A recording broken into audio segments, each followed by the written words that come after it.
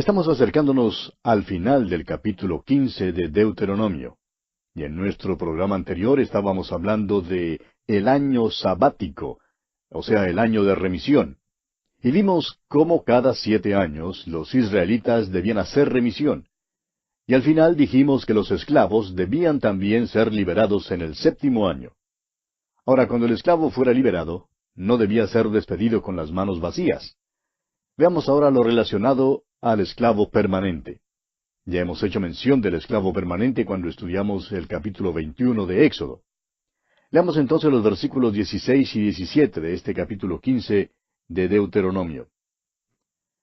Si él te dijere, no te dejaré, porque te ama a ti y a tu casa, y porque le va bien contigo, entonces tomarás una lesna, y horadarás su oreja contra la puerta, y será tu siervo para siempre. Así también harás a tu criada. Vimos ya en el capítulo 21 de Éxodo que un hombre podía venderse como esclavo. Ahora, si su amo le hubiera dado una esposa, al llegar el año sabático, el esclavo podía salir libre. Pero quizá elegiría quedarse con la esposa y los hijos y ser esclavo permanente de su amo. Entonces su amo le horadaría, es decir, le perforaría la oreja con una lesna, significando con ello que era un esclavo para siempre. Esta es una descripción bella del Señor Jesucristo. Dice el apóstol Pablo escribiendo a los Filipenses capítulo 2 versículos 7 y 8, se despojó a sí mismo, tomando forma de siervo, hecho semejante a los hombres, y estando en la condición de hombre, se humilló a sí mismo, haciéndose obediente hasta la muerte y muerte de cruz. Jesús pudo haber salido libre. No debía ninguna deuda de pecado, no era pecador, no tuvo ninguna pena que pagar, pero amó a la iglesia tanto que se dio a sí mismo por ella.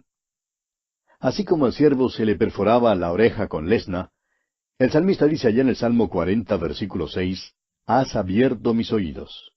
Y el escritor a los Hebreos toma el mismo pasaje del Salmo 40 y dice en el capítulo 10 de esa carta, versículo 5, mas me preparaste cuerpo.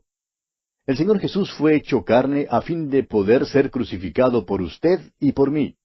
Esa fue su marca de esclavo permanente. Hizo esto de buena gana. Esta es una de las descripciones más extraordinarias que hallamos del Señor Jesucristo en todo el Antiguo Testamento. Los versículos 19 al 23 hablan de la consagración de los primogénitos machos, y ya consideramos este asunto cuando estudiábamos el capítulo 13 de Éxodo. Y así pues concluimos nuestro estudio del capítulo 15 de Deuteronomio. Ahora en el capítulo 16 encontramos las 3 fiestas principales, y el requisito para todos los varones de asistir a estas fiestas. Se requería que todo varón asistiera a 3 de las fiestas religiosas israelitas. Eran las fiestas de la Pascua, de Pentecostés y de los tabernáculos. Ya hemos estudiado 2 veces estas fiestas. Ahora reconocemos que es posible que usted no las haya estudiado, pero las encontrará en el libro de Éxodo y también en el libro de Levítico. Leamos pues los primeros 2 versículos de este capítulo 16 de Deuteronomio. Guardarás el mes de Abib y harás Pascua a Jehová tu Dios, porque en el mes de Abib te sacó Jehová tu Dios de Egipto de noche. Y sacrificarás la Pascua a Jehová tu Dios de las ovejas y de las vacas en el lugar que Jehová escogiere para que habite allí su nombre. Note usted que el Señor les dice que cuando entren en la tierra, la Pascua deberá celebrarse en el lugar del santuario. Esta era una de las 3 veces en el año cuando todos los varones debían aparecer delante del Señor. Leamos ahora los versículos 5 al 8. No podrás sacrificar la Pascua en cualquiera de las ciudades que Jehová tu Dios te da, sino en el lugar que Jehová tu Dios escogiere para que habite allí su nombre, sacrificarás la Pascua por la tarde a la puesta del sol, a la hora que saliste de Egipto. Y la asarás y comerás en el lugar que Jehová tu Dios hubiere escogido, y por la mañana regresarás y volverás a tu habitación. 6 días comerás pan sin levadura, y el 7º día será fiesta solemne a Jehová tu Dios. No trabajarás en él. Ese fue el reglamento en cuanto a la Pascua. Debía ser celebrada en Jerusalén, y todos los varones debían aparecer en aquella ocasión. Pasemos ahora a considerar la fiesta del Pentecostés. Leamos los versículos 9 y 10 de este capítulo 16 de Deuteronomio. 7 semanas contarás Desde que comenzare a meterse la hoz en las mieses, comenzarás a contar las 7 semanas. Y harás la fiesta solemne de las semanas a Jehová tu Dios. De la abundancia voluntaria de tu mano será lo que dieres, según Jehová tu Dios te hubiere bendecido. Esta fiesta de las semanas también se llamaba la fiesta de la siega y de las primicias. Con el correr del tiempo se le dio el nombre griego de Pentecostés, porque se celebraba 50 días después de la fiesta de los panes sin levadura. Esta era una fiesta de regocijo y se requería también la asistencia de todos los varones. Veamos ahora la fiesta de los tabernáculos. Veamos el versículo 13. La fiesta solemne de los tabernáculos harás por 7 días, cuando hayas hecho la cosecha de tu era y de tu lagar. Esta era otra fiesta de regocijo. Duraba 7 días, y también debía ser guardada en el lugar designado por el Señor. Más tarde ese lugar fue Jerusalén. Leamos ahora los versículos 16 y 17. 3 veces cada año aparecerá todo varón tuyo delante de Jehová tu Dios en el lugar que él escogiere, en la fiesta solemne de los panes sin levadura, y en la fiesta solemne de las semanas, y en la fiesta solemne de los tabernáculos. Y ninguno se presentará delante de Jehová con las manos vacías. Cada uno con la ofrenda de su mano, conforme a la bendición que Jehová tu Dios te hubiere dado. Estas son las 3 fiestas que debían ser celebradas en Jerusalén, y en las cuales se requería la presencia de todo varón. 3 veces al año debían viajar a Jerusalén para guardar con regocijo estas fiestas. Debían llegar delante del Señor con alegría.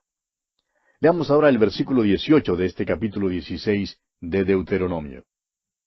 Jueces y oficiales pondrás en todas tus ciudades que Jehová tu Dios te dará en tus tribus, los cuales juzgarán al pueblo con justo juicio. El Palacio de Justicia en aquel entonces no era un edificio que quedaba en el centro del pueblo, ni siquiera en la plaza. Estaba situado al borde de la ciudad, en la puerta de la muralla alrededor de la ciudad. El motivo para ello era que este era un lugar donde todos los ciudadanos entraban o salían de la ciudad. Era el lugar de reunión, así como la plaza es el lugar de reunión en muchos de nuestros pueblos. Pasemos ahora al versículo 21 y leamos también el versículo 22 de este capítulo 16 de Deuteronomio. No plantarás ningún árbol para acera cerca del altar de Jehová tu Dios, que tú te habrás hecho, ni te levantarás estatua, lo cual aborrece Jehová tu Dios. Se relacionaba una arboleda con la idolatría y con la adoración pecaminosa de aquel entonces, y es por eso que no debían plantar árboles cerca del altar de Dios. Era en esas arboledas donde se levantaban los altares e imágenes e ídolos a los dioses paganos. Es fácil ver que esto es como la adoración de los druidas en Europa y en Inglaterra. Esto estaba relacionado con la adoración de árboles. El paganismo tiene que ver con ese tipo de cosas y Dios amonesta a su pueblo contra ella. Y así concluye nuestro estudio del capítulo 16 de Deuteronomio. Ahora en los capítulos 17 y 18 llegamos a una sección que tiene que ver con el reglamento para el control de un rey, un sacerdote y un profeta. Estos eran los 3 oficios principales en la nación de Israel, en la teocracia que Dios había establecido para su pueblo. Había reglamentos para cada uno de estos oficios. Leamos pues el primer versículo de este capítulo 17 de Deuteronomio. No ofrecerás en sacrificio a Jehová tu Dios buey o cordero en el cual haya falta o alguna cosa mala, pues es abominación a Jehová tu Dios. Dios había dicho que el primogénito de toda criatura pertenecía a Él, y que todo lo que era ofrecido a Él como ofrenda debía ser sin mancha y sin defecto alguno. Cuando lleguemos al último libro del Antiguo Testamento, notaremos que Malaquías lanza la acusación principal que Dios lanzó contra su pueblo y la da como el motivo del juicio de Dios sobre ellos. La acusación de Dios era que ofrecían animales imperfectos a Dios. Supóngase usted que un campesino tuviera un becerro muy bueno, el cual decidió guardar para sí mismo. Un día, al entrar el campesino en su establo, nota que este animal está enfermo. Entonces dice a sus muchachos, «Vamos muchachos, metamos este becerro en la carreta y llevémoslo pronto al templo y ofreceremos este becerro premiado al Señor». Bueno, los vecinos dirían, «Miren al señor fulano de tal. Bastante generoso, ¿verdad? Está ofreciendo a Dios aquel becerro premiado». Pero Dios dice que no quiere esa ofrenda, no la aceptará, porque no tiene significado alguno.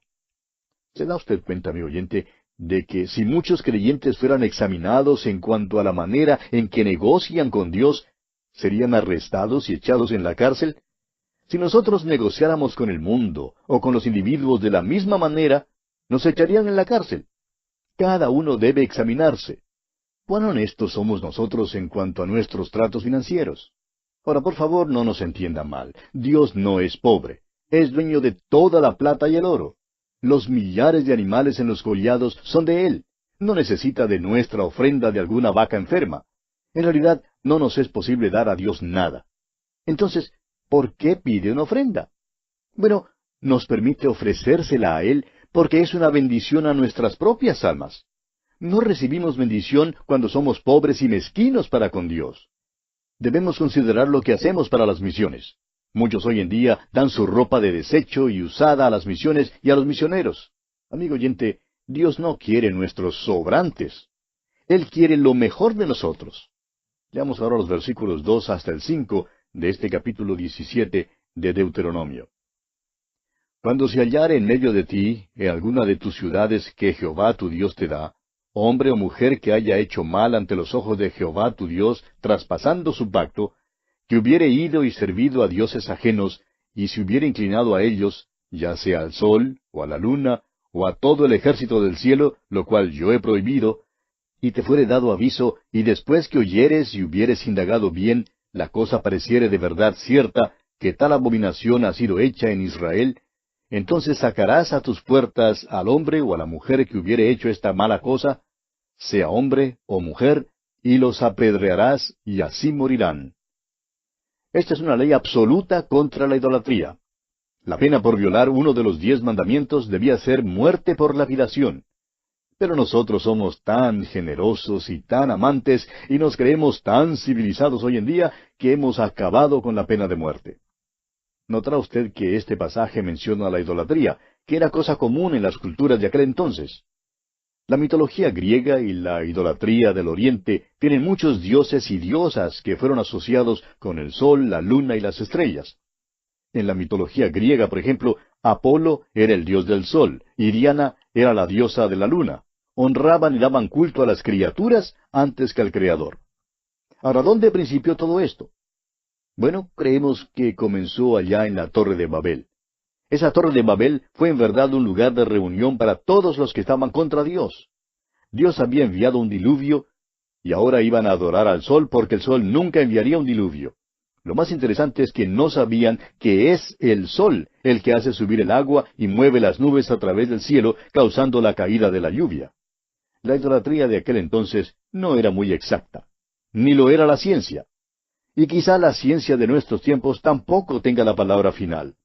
Muchos hoy en día creen que la sabiduría y el conocimiento del hombre es exacto. Pero sabemos que en el pasado ha sido inexacto.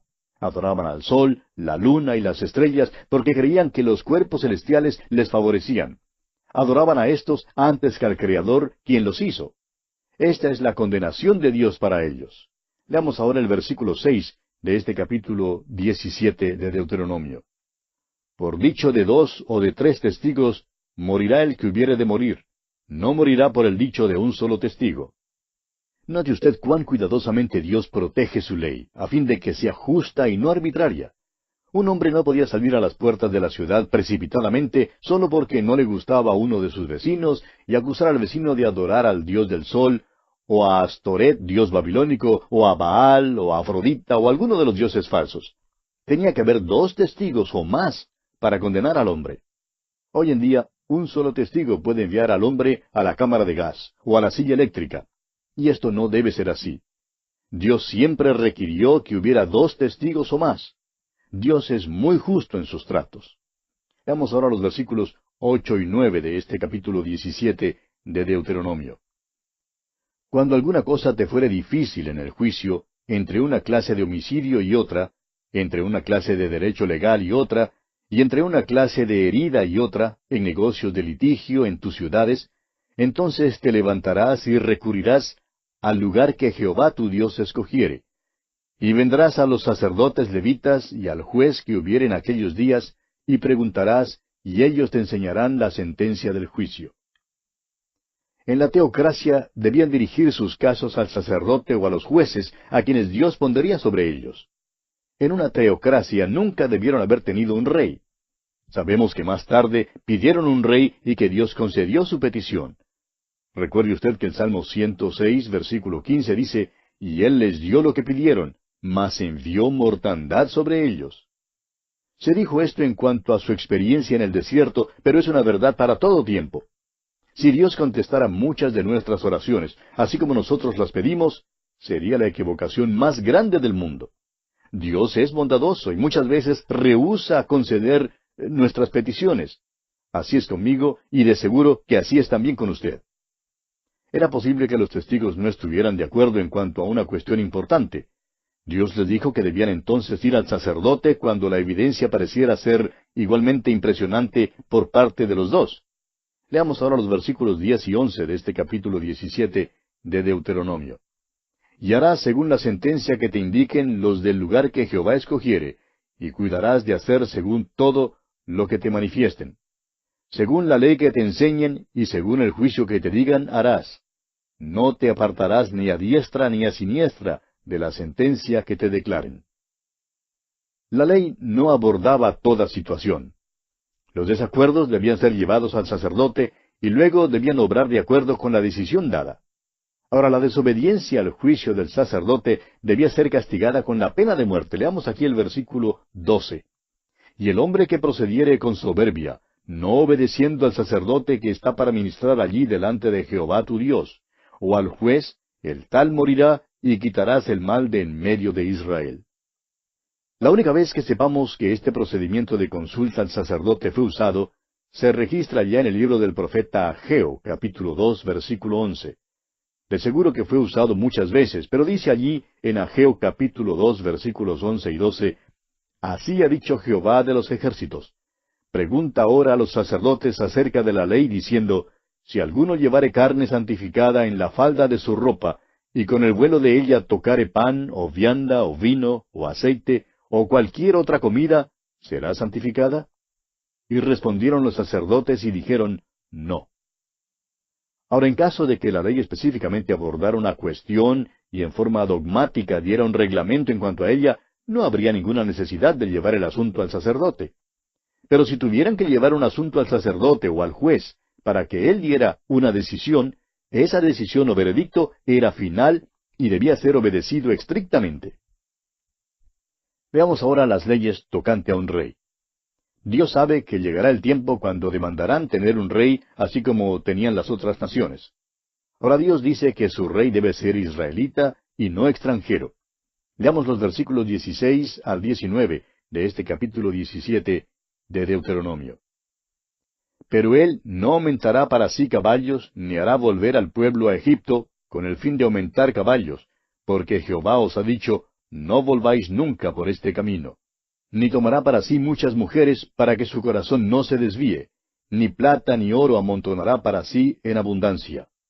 Y cuando se siente sobre el trono de su reino, entonces escribirá para sí en un libro una copia de esta ley, del original que está al cuidado de los sacerdotes levitas, y lo tendrá consigo, y leerá en él todos los días de su vida, para que aprenda a temer a Jehová su Dios, para guardar todas las palabras de esta ley y estos estatutos, para ponerlos por obra.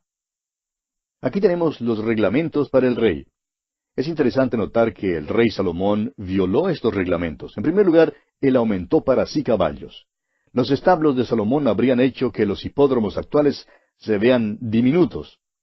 Este hombre, Salomón, hizo un esfuerzo supremo para lograr aumentar sus caballos. Y Dios amonestó en cuanto a esto. El criar caballos ocasionaría que uno se enredara con Egipto, porque allí es donde criaban los mejores caballos. Luego Salomón violó la ley al tomar para sí muchas mujeres. Dios le dio advertencias mucho antes de que Israel tuviera un rey, diciéndoles, tengan cuidado, no hagan eso. Sin embargo, Salomón tomó para sí muchísimas mujeres. Fueron sus esposas precisamente las que le condujeron a la idolatría. En tercer lugar, Dios amonestó contra el amontonar para sí en abundancia la plata y el oro.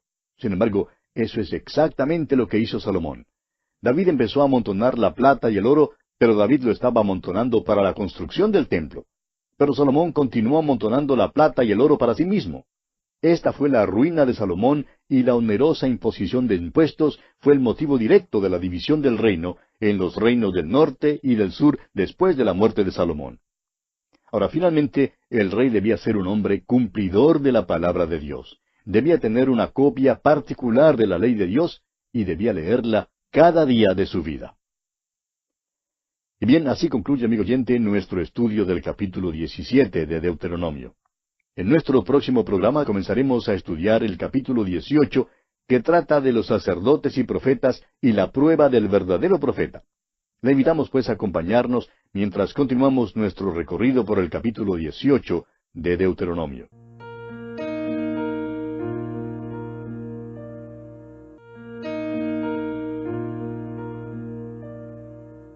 Continuando nuestro estudio en el libro de Deuteronomio, llegamos hoy al capítulo 18. Este capítulo trata de los sacerdotes y profetas y la prueba del verdadero profeta. Dios da leyes sobre el sostenimiento de los sacerdotes. Luego hay otra amonestación contra las prácticas idólatras, las cuales hacen uso de poderes satánicos. A esto sigue una de las secciones sobresalientes de este libro de Deuteronomio. Tiene que ver con los profetas, y hay una maravillosa profecía en cuanto al Señor Jesús, el profeta que había de venir. La sección sobre los profetas concluye con la prueba para determinar o distinguir entre los profetas falsos y verdaderos. Veamos en primer lugar la herencia de los sacerdotes. Leamos los primeros 2 versículos de este capítulo 18 de Deuteronomio. Los sacerdotes levitas, es decir, toda la tribu de Leví, no tendrán parte ni heredad en Israel, de las ofrendas quemadas a Jehová, y de la heredad de él comerán. No tendrán, pues, heredad entre sus hermanos. Jehová es su heredad, como él les ha dicho. Los sacerdotes eran de la tribu de Leví. Todos los levitas eran ayudantes en el templo y en la adoración. No tenían ninguna heredad entre los hijos de Israel. Su heredad no era una porción de tierra, sino que el Señor mismo era su heredad. El Señor pues proveyó para ellos de una manera singular. Continuemos ahora con los versículos 3 al 5.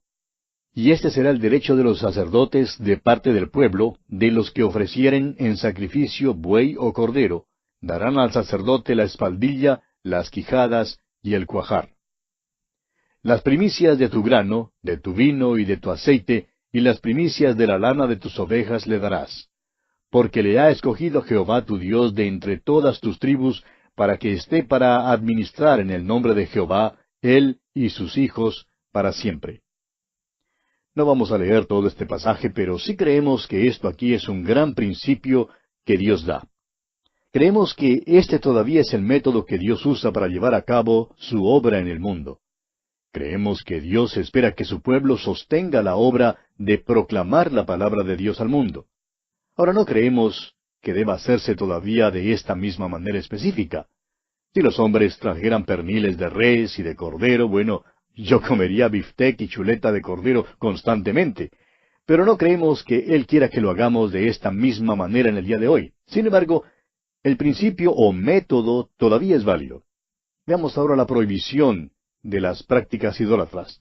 Leamos los versículos 9 hasta el 12 de este capítulo 18 de Deuteronomio.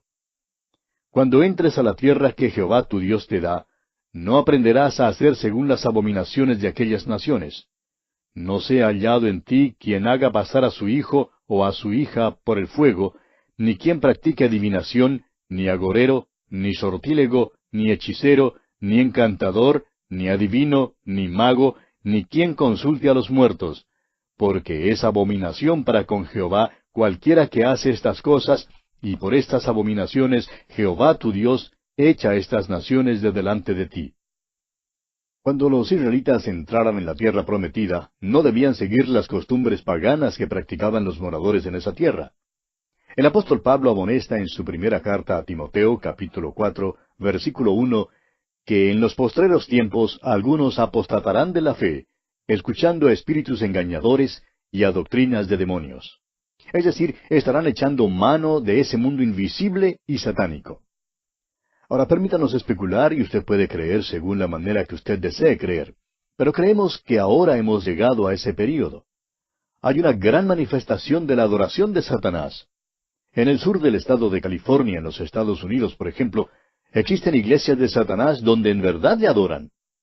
En las islas hawaianas hay un grupo de jóvenes que se postra delante de un cuadro de Krishna. Esto no es nada menos que la adoración satánica. Muchos dicen que esto no es nada más que una novedad. Dicen que es una tendencia de la naturaleza humana a seguir las novedades y que esta simplemente es otra novedad. Pero amigo oyente, creemos que hay muchísima realidad en la adoración de Satanás. No se trata de un grupo de ignorantes, ni son los de escasa educación los que hacen esto. Debe haber una realidad, puesto que Satanás es real, y creemos que sí hayan realidad en esta adoración. Y Dios amonesta en cuanto a esto. Es una abominación para con él. Queremos decir esto porque hace falta hoy en día que alguien lo diga. Existe el peligro de meterse con la astrología. Recuerde que en el capítulo anterior leímos la condenación de la adoración del sol, de la luna y de las estrellas. Y hay mucha gente hoy en día que ponen más énfasis en eso que en la Biblia. Las tiendas de revistas están llenas de material sobre la astrología. La vemos por todos lados. Amigo oyente, este tipo de cosas es una abominación al Señor.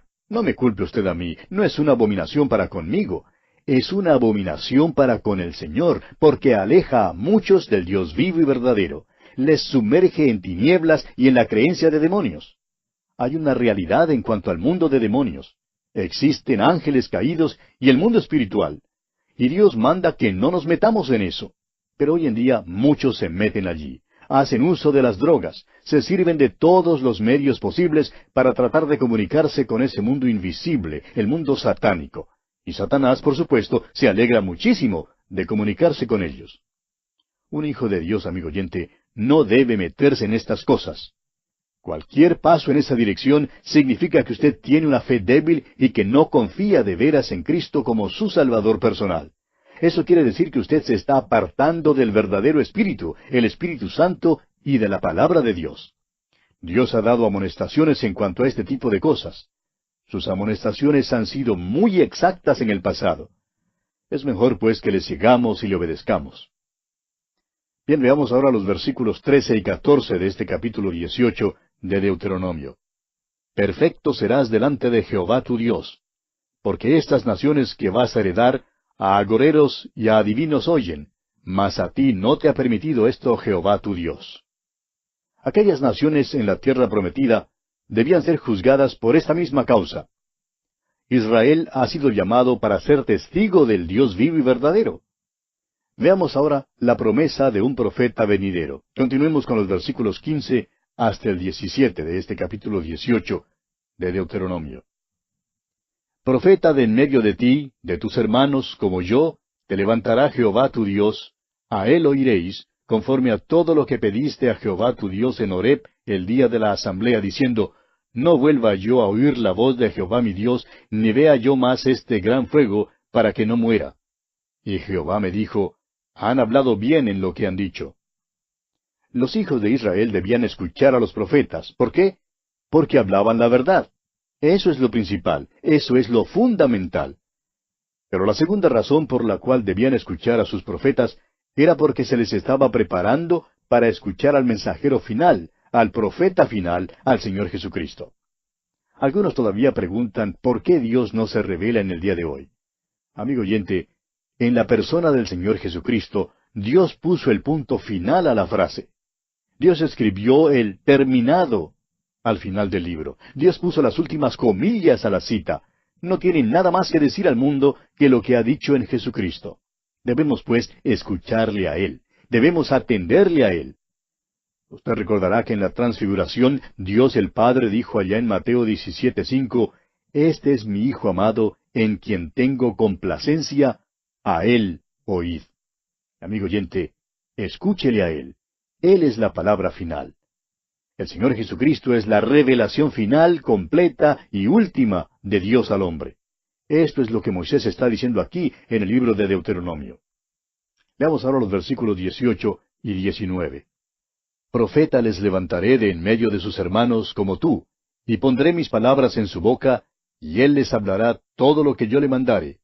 Mas a cualquiera que no oyere mis palabras que él hablare en mi nombre, yo le pediré cuenta. Usted recordará que el Señor Jesucristo dijo lo mismo allá en el capítulo 14 del Evangelio según San Juan, versículo 10. Dijo que las palabras que hablaban no eran de Él, sino del Padre. En el capítulo 5, versículo 30 del Evangelio de Juan, y muchas veces en el capítulo 6, el Señor Jesús dice que Él no vino para hacer su propia voluntad, sino para hacer la voluntad del Padre. Después que terminó el ministerio terrenal del Señor, Él oró en aquella gran oración sumo sacerdotal, en la cual da su informe final al Padre, allá en el capítulo 17 de San Juan, diciendo, «He acabado la obra que me diste que hiciese». Ha hablado todo lo que el Padre quería que se dijera. No hay nada más que hablar. Si Dios hablara desde el cielo en este mismo momento, no diría nada que ya no ha sido dicho por Él. Simplemente se repetiría. Todo lo que intenta decirnos a usted y a mí, amigo oyente, se encuentra en la persona de Cristo. Ese es el motivo por el cual no debemos meternos con la astrología. Es la tendencia de la naturaleza humana querer explorar lo desconocido, saber acerca del futuro. Hay un deseo insaciable de explorar lo misterioso. Hay algo de ese espíritu de Cristóbal Colón en todos nosotros. Ahora mismo estamos explorando el espacio y las profundidades de los océanos. Nos gusta lograr conocimiento de nuevas áreas. No solo hacemos esto en el espacio, sino también en el tiempo. El hombre quiere conocer algo en cuanto a aquel futuro misterioso. Abraham era pionero, salió hacia lo desconocido. Ahora la diferencia era que él salió para obedecer el llamamiento de Dios. Salió sin saber a dónde iba, pero Dios sabía a dónde iba, y era Dios quien le estaba guiando. Esto es diferente. Eso no es tratar de guiarse por la astrología. Los hombres tienen ansiedad en cuanto al futuro. Siempre existe la pregunta, ¿qué de mañana? El futuro es una puerta cerrada. La memoria sí le puede llevar al pasado, pero no hay ningún vehículo que le lleve al futuro. Es más, hay un letrero grande escrito en la puerta del futuro que dice, prohibido entrar. Hoy era mañana solamente ayer. El hombre está limitado en cuanto al tiempo y también en cuanto al espacio. Para poder satisfacer este anhelo insaciable, se levantaron entre los paganos hombres tales como espiritistas y magos, así como también métodos de adivinación. Dios amonestó a su pueblo en cuanto a estas cosas. Esto se relacionaba con la idolatría y era satánico en origen. ¿Podían estos predecir el futuro? Bueno, sí había cierto grado de exactitud. Los griegos hacían uso del oráculo en Delfi y al parecer recibieron allí cierta cantidad de información exacta. Pero era satánico. Algunos dicen que Hitler, por ejemplo, acudió a algún tipo de sortílego.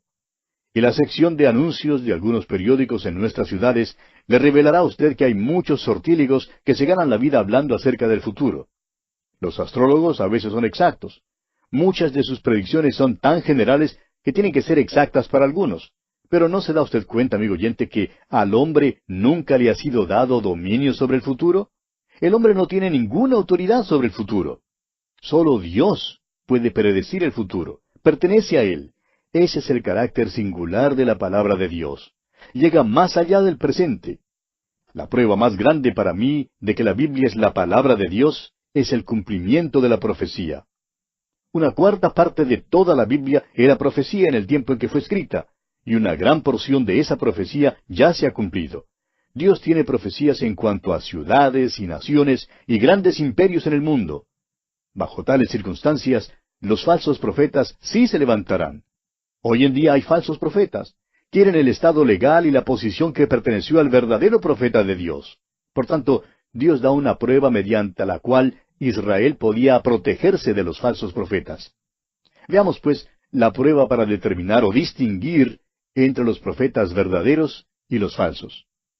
Leemos allá en Jeremías, capítulo 14, versículo 14, y sería mejor que usted también lo busque. Jeremías, capítulo 14, versículo 14. Y dice allí, me dijo entonces Jehová, falsamente profetizan los profetas en mi nombre, no los envié, ni les mandé, ni les hablé. Visión mentirosa, adivinación, vanidad y engaño de su corazón os profetizan. Como usted ve, había falsos profetas que hablaban de reinos venideros y de siglos futuros. El profeta Jeremías también habló del futuro. Ahora, ¿cómo se podía decir quién era el verdadero profeta? Hoy en día podemos saber porque muchísima de la profecía de Jeremías ha sido cumplida ya. Pero, ¿cómo les era posible saber a los israelitas en el tiempo en que fue hablada? Volviendo ahora al capítulo 18 de Deuteronomio, leamos los versículos 20 al 22. El profeta que tuviere la presunción de hablar palabra en mi nombre, a quien yo no le haya mandado hablar, o que hablare en nombre de dioses ajenos, el tal profeta morirá. Y si dijeres en tu corazón, ¿cómo conoceremos la palabra que Jehová no ha hablado? Si el profeta hablare en nombre de Jehová, y no se cumpliere lo que dijo, ni aconteciere, es palabra que Jehová no ha hablado. Con presunción la habló el tal profeta. No tengas temor de él.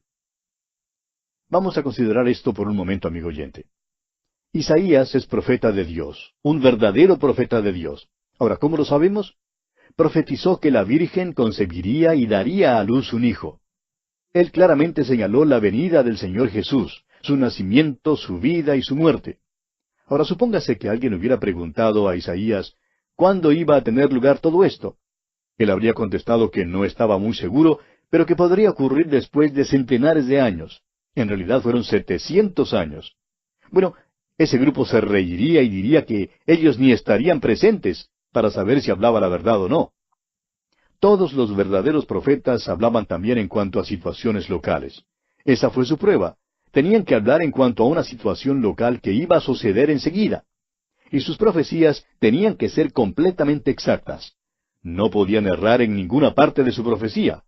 Cualquier inexactitud enseguida les descalificaría como un verdadero profeta de Dios. Ahora miremos una vez más a Isaías. Él profetizó el nacimiento virginal, y hoy en día podemos mirar 2000 años atrás al cumplimiento de esa profecía y saber que fue exacta. Pero ¿cómo podía saber eso la gente de aquel entonces? Bueno, podían saber porque Isaías fue al rey Ezequías y le dijo que no tuviera miedo.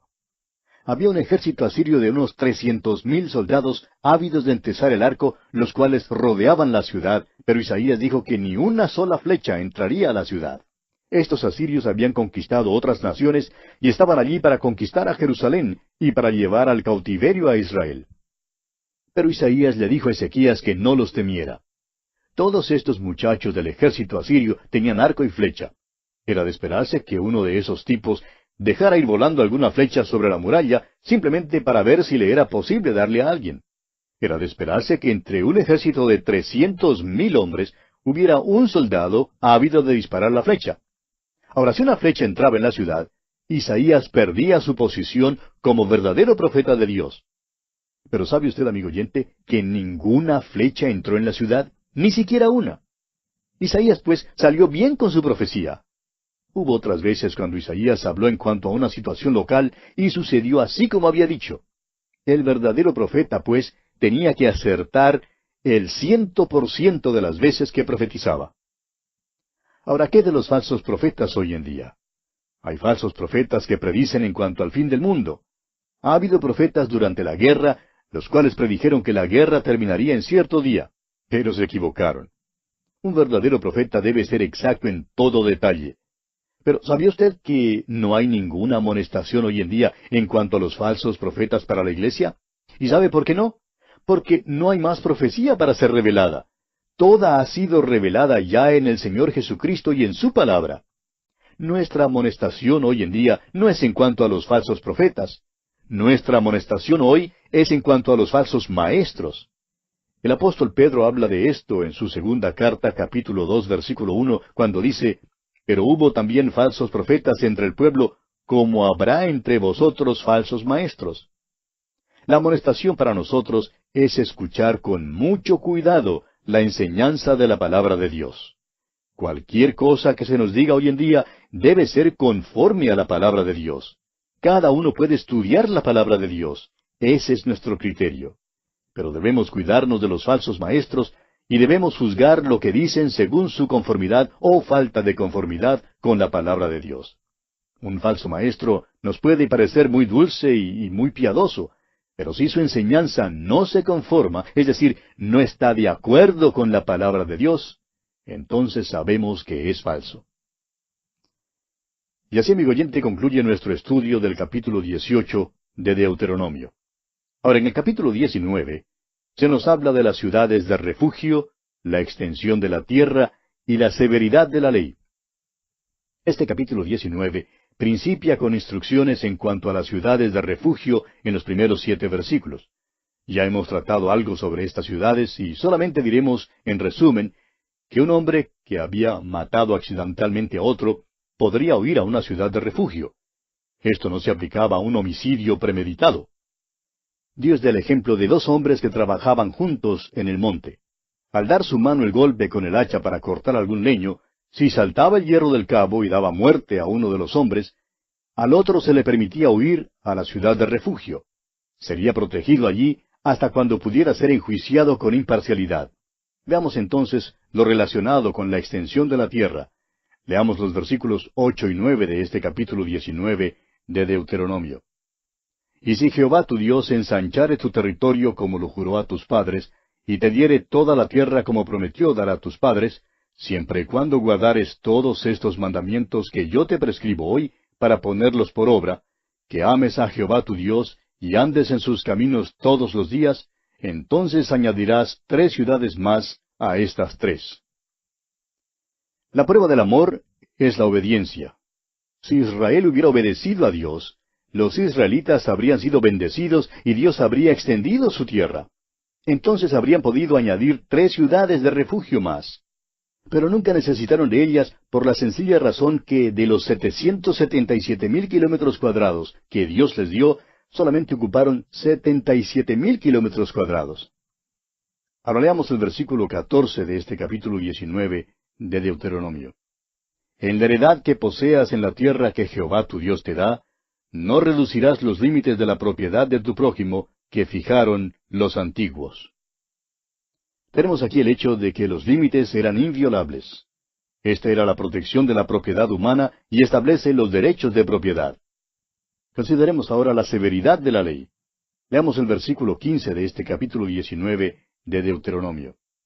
No se tomará en cuenta a un solo testigo contra ninguno en cualquier delito ni en cualquier pecado, en relación con cualquier ofensa cometida.